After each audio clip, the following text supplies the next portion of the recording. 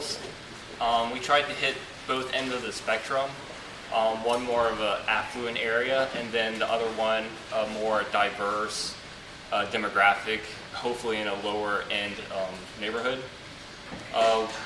Our initial perspective was that we thought that the more affluent area would be more successful in the book fair than the more diverse area.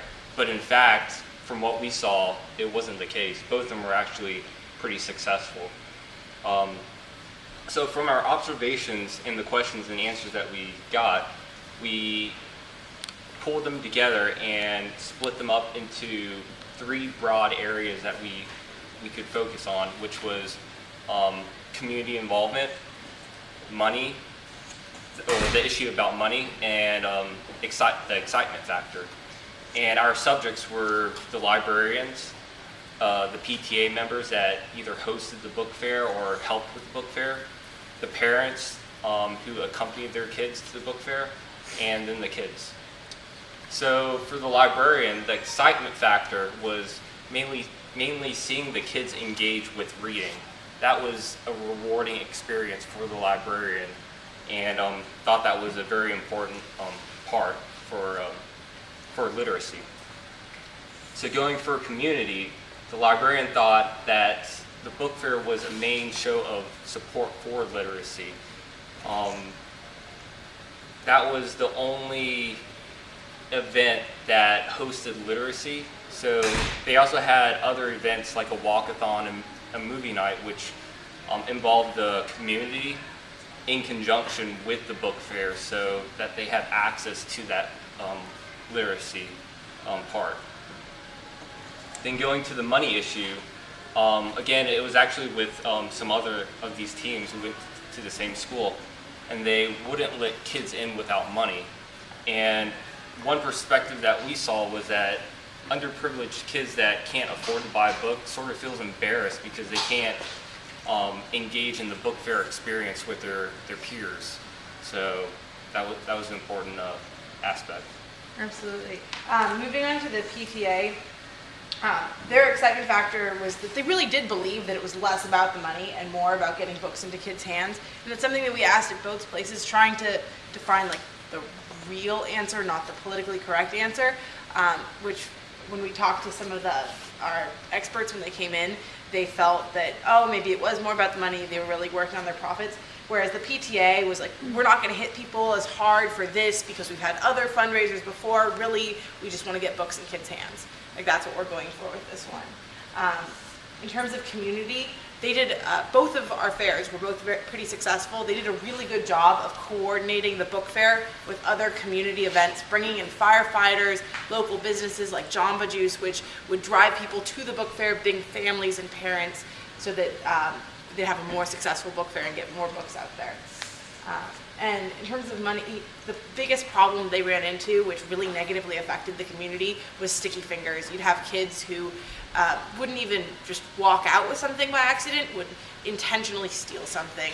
And that was really negative for the PTA and the people who were running the book fair, because it created a lot of work throughout the community and just really made them feel like it was a negative aspect of hosting this book fair, because you were showing these children stealing books and knickknacks, and they really didn't like that.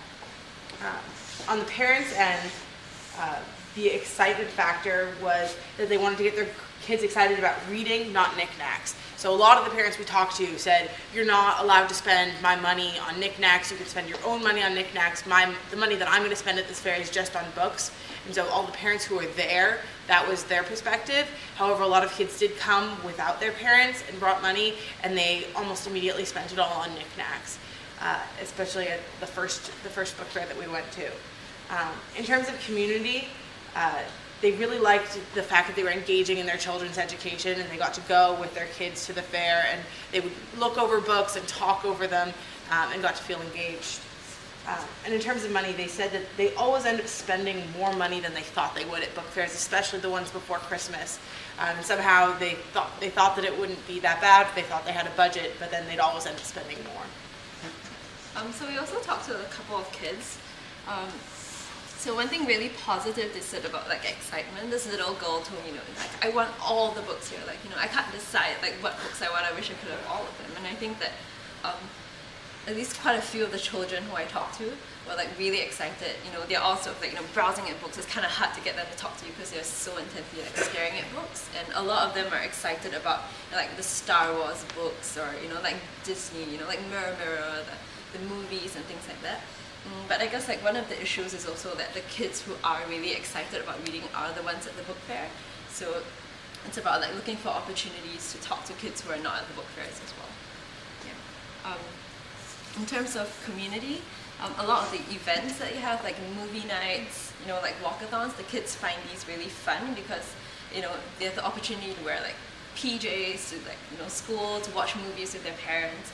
And some of the girls especially mentioned that, they read with their friends, their siblings, or they have like reading buddies, and, they love reading like mystery books together and they'll discuss it like, in school.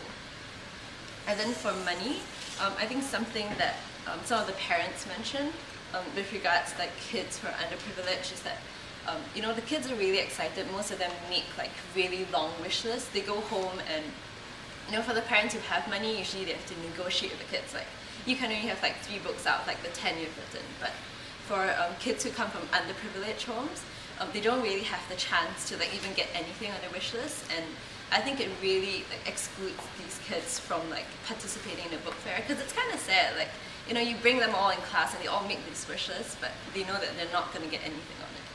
Yeah. And so I guess to just conclude, we're really going to look at these like 3 broad conclusions that we have, which is that community really makes a very successful book fair, and this is the strongest point that we've found, that as long as you involve like the parents and the people around the neighborhood and everyone thinks literacy is important, then that is what really makes a successful book fair. And as for excitement, I think we find that most people are pretty excited about the book fair, but it's how to translate that into them being excited about the right things, like not the knickknacks but the books.